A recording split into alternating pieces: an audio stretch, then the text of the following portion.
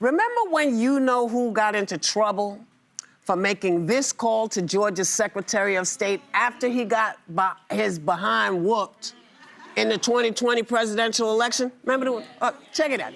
So, look, all I want to do is this. I just want to find 11,780 votes, which is one more than we have, because we won the state.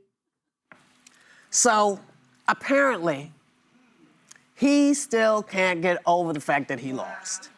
Because this week, the FBI raided and seized ballots from the Fulton County Georgia election office, and local officials are speaking out. Take a look. This is a scare tactic. This is something that we have seen done before. This is to instill fear and chaos. This is meant to make people afraid to go to the polls because midterm elections are going to be so crucial to course correcting what is going on in our country. This is extremely alarming. I think Fulton County and Georgia in general are tired of being the target of Donald Trump's narcissism. This is an order from on high to try to disrupt Fulton County's election administration just because Donald Trump is still mad that he lost the 2020 election. While they were here, they were safe and they secure. Once they left Fulton County, our election center, I don't know where they are. I don't know who has them. I don't know what they're doing with them. Now, let's just be clear. The votes have been counted multiple times, and it's been determined time and time again that he lost this election. Yeah. It is also, 6 years later? Yes. Which means past the statute of limitations. Yeah. So what is going on? I mean, what is he looking for? Because nobody believes anything he says right now. Well, no, so what does he want? You were there during this, and I remember you saying a long time ago he absolutely knew he lost. Yes. You were in a room with him. Well, he called and said he needed extra votes so he could win. He knew he lost. I'd left about a month prior to that phone call, but he definitely knew at the time that he lost. I'm highly confident of that. But what I think is happening is that people around him now in the second term are validating some of these more conspiratorial viewpoints that he's held. And Daniel Dale at CNN summed it up very well, because last night the president went on a tweet storm or truth storm, whatever you call it. The president shared a social media post last night in 2026 asserting that the 2020 election was stolen by a vote-flipping conspiracy theory involving Barack Obama, the CIA, the FBI, China, military satellites, and why not some Italians? Like, it's not even serious at this point.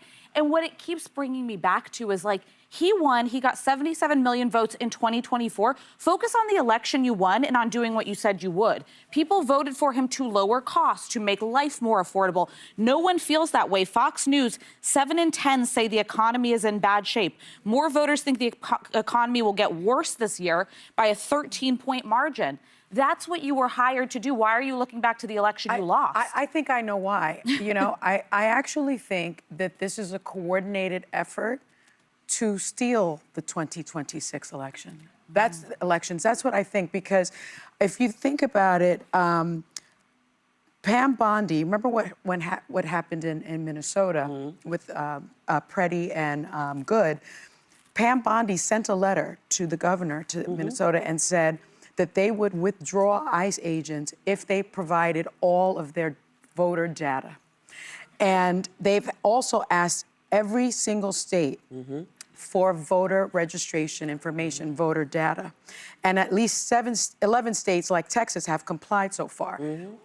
And I think people don't understand what voter data consists of. They think it's just, you know, that you're a Republican or Democrat or an independent and your name.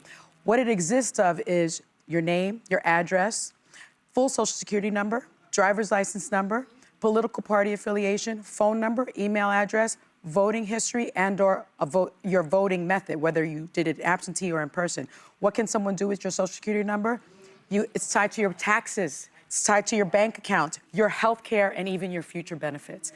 Imagine the type of information that kind of information, how it can be used to perhaps interfere with an election. I do think it rattles the base a little bit because he's losing a lot of following on immigration, on the economy.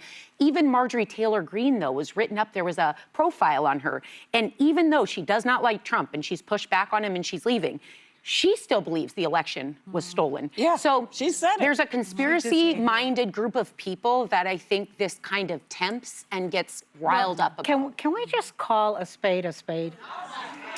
Donald Trump is cuckoo for Cocoa Puffs. Está loco. He is insane or senile. He has got a very weird fixation, even though the courts proved he lost in 2020, even though it was thoroughly investigated. This guy wants to rewrite history. And the point that you made is right. He is now surrounded by all these sycophants who are incapable of pushing back and telling him he is crazy. He is like the emperor with no clothes, right? And nobody is telling him that he's parading around town absolutely naked. This time, he pulled out Tulsi Gabbard, the director of national intelligence. They pulled her out from the rock she's been under for like a year. I mean, I hadn't seen this lady. I almost filed a missing persons report on her. And they pulled her out and put her in costume. And she showed up to do this because whether it's Pam Bondi or Tulsi Gabbard or you name it, they are incapable of pushing back for fear of losing their jobs. They are so enamored by the idea of being in the circle of power, they are incapable of putting the country and sanity and being rational first.